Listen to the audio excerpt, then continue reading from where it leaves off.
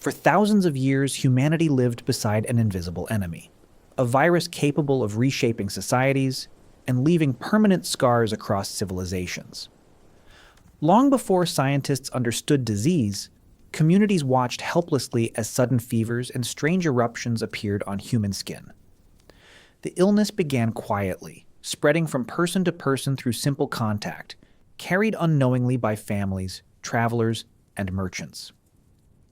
As trade networks connected distant regions, pathogens traveled with them, moving silently across continents long before global history was written. The cause remained unseen until modern science revealed a microscopic organism known today as the Variola virus. For centuries, the disease would return again and again, leaving behind fear, death, and survivors permanently marked by its presence. Archaeological evidence suggests that smallpox may have existed for thousands of years, long before written medical science emerged. One of the earliest clues appears in ancient Egypt, where mummified remains show scars resembling those caused by smallpox infection. Historians have observed pitted marks on preserved skin, raising the possibility that the virus circulated in ancient Nile civilizations. In crowded settlements along the Nile, dense populations created ideal conditions for infectious disease to move between individuals. Merchants and travelers moving across desert routes unknowingly carried pathogens between distant communities connected by expanding trade networks. Early written descriptions from India also reference illnesses producing fever and blistering eruptions across the body. Traditional healers attempted treatments using herbs, rituals, and isolation, though the true cause of the illness remained unknown.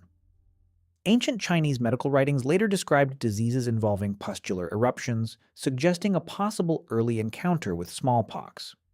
Through centuries of human movement, the virus may have traveled quietly across Asia and surrounding regions.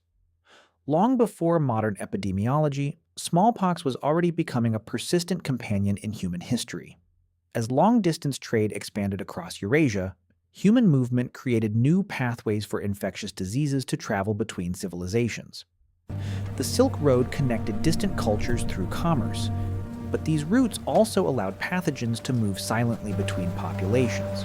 Merchants, soldiers, and pilgrims unknowingly carried infectious diseases as they moved from one trading center to another.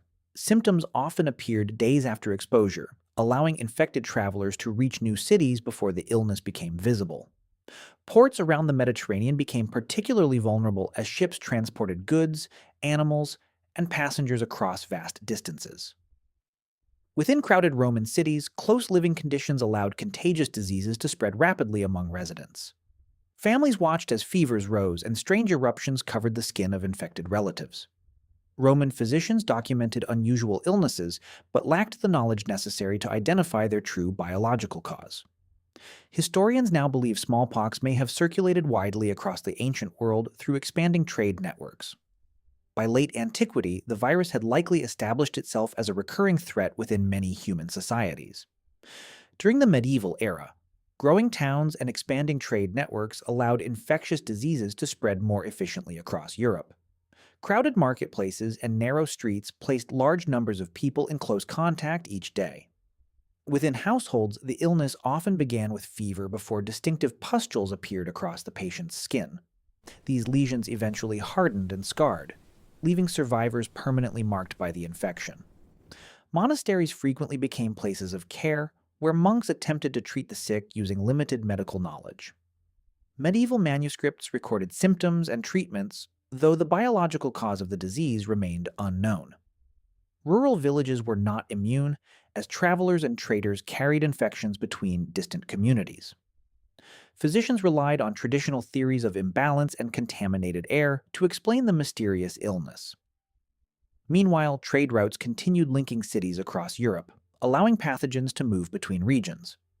By the late medieval period, smallpox had become a familiar and feared presence in many European societies. In the early 16th century, European exploration connected the Old World with the previously isolated societies of the Americas. Alongside soldiers, settlers, and merchants, invisible pathogens also crossed the Atlantic Ocean. Indigenous populations had never encountered many Old World diseases, including the highly contagious smallpox virus. When infection first appeared, communities lacked both immunity and medical knowledge to resist its rapid spread. Symptoms began with fever before erupting into widespread pustules that covered the body. Entire villages soon became overwhelmed as the illness moved quickly through closely connected communities. Large urban centers in Mesoamerica experienced devastating mortality within only a few months. Historians estimate that millions of indigenous people died during the first waves of infection. The sudden collapse of populations dramatically reshaped the political and social landscape of the Americas. European conquerors often encountered weakened societies already struggling with catastrophic disease outbreaks. The epidemic transformed the balance of power during colonial expansion across the continent. Smallpox would become one of the most destructive biological forces in the history of the Americas. By the early modern period, some societies began experimenting with methods intended to reduce the deadly impact of smallpox. In parts of China, healers developed a practice known as variolation, exposing patients to controlled material from smallpox lesions. The procedure often produced a milder infection, allowing many patients to survive and develop future immunity. Although risky, this technique represented one of the earliest attempts to deliberately manipulate disease transmission. Variolation later appeared in the Ottoman Empire, where physicians used similar methods to protect vulnerable populations. Observers from Europe encountered these practices and began documenting them in letters and medical reports. The idea that deliberate exposure could prevent severe disease sparked intense curiosity among European scholars. However, many physicians remained skeptical, fearing that such procedures could worsen outbreaks. Scientific debate continued as knowledge slowly traveled from Asia and the Middle East into Europe. These early experiments would eventually inspire one of the most important medical breakthroughs in human history. By the late 18th century, physicians in Europe were searching for safer alternatives to the dangerous practice of variolation. In rural England, observations among dairy workers suggested that infection with cowpox might provide protection against smallpox. Milkmaids exposed to cowpox rarely developed the far more dangerous smallpox infection. English physician Edward Jenner began investigating this unusual pattern through careful observation and experimentation. Jenner hypothesized that exposure to cowpox could train the human immune system to resist smallpox. In 1796, he performed a pioneering experiment that introduced cowpox material into a young patient. The patient later resisted exposure to smallpox, supporting Jenner's revolutionary theory of vaccination. The discovery soon spread across continents, transforming humanity's long struggle against one of its deadliest diseases. Despite the discovery of vaccination, smallpox continued to infect millions during the 19th and early 20th centuries. Rapid urbanization created dense populations where outbreaks could still spread quickly.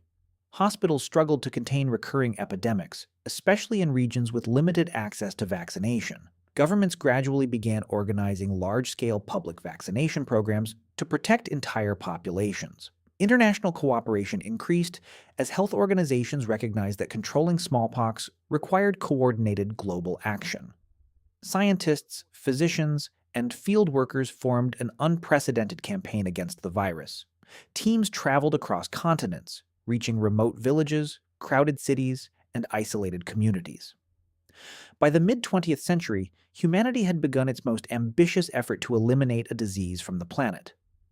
By the 1970s, global surveillance efforts were identifying the final remaining chains of smallpox transmission.